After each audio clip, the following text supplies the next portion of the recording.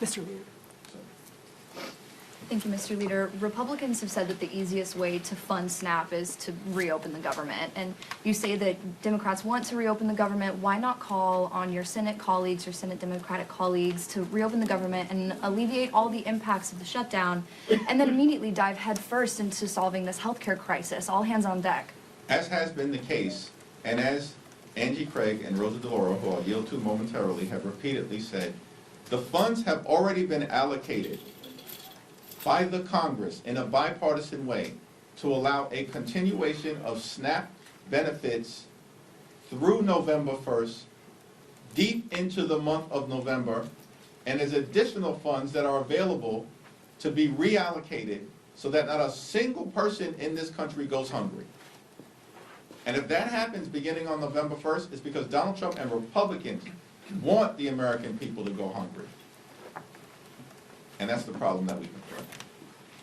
Yeah, that's absolutely the case, and that's exactly what the lawsuit that was filed across this country by 23 states, District of Columbia, others, says that they have an absolute legal responsibility to use the contingency fund to fund SNAP. That we have never seen a lapse in funding of SNAP during a government shutdown previously. And they also have the authority, Secretary Brooke Rollins, to move additional money over to make sure that not a single child in this country goes hungry. They are ignoring their legal responsibility. They are ignoring the moral clarity that we have, that there is no way we should be allowing seniors and veterans and children to go hungry in this country. And where are they? The president is in Japan, trying to get people to buy foreign cars. Last week, he was trying to get people to buy Argentine beef. This is not an America First administration. These are not America First policies on behalf of this administration. And what people really care about in Minnesota and across this country is what's happening in their own budgets. And what's happening in their own budgets is that this president's trade wars, attacks on family farmers by decimating the farm economy, is causing farm bankruptcies to dramatically increase across our country. And look, it's a slap in the face to family farmers. Without those farmers, we will not have food security in this country, and this administration needs to step up and do the right thing. By the way, supplemental nutrition assistance program.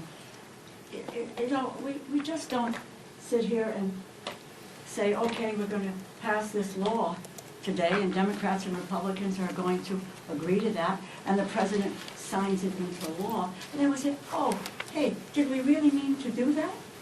And just to ignore that, which is what is happening. It is in the law. And they are violating the law because they don't have the political will to do it. Because, you know why? Because what they want to do is, as Secretary Rollins did this afternoon on TV, is to say that the Democrats are responsible for taking food out of the mouths of children, or some other, quite honestly, cockamamie excuse that she might have for not following what the law of the land is. But it is, quite frankly, starting with January, there's been an unbelievable violation of the Constitution and the laws of this nation with this administration. But let's stand our ground and let the people know that the money is there. They need to wave their magic wand, and the money will go out, and in short order, we'll be able to get 42 million people fed in the way that the food stamp program has done from its outset. We thank Congresswoman Rosa DeLauro and Congresswoman Angie Craig for their continued leadership. Thank you.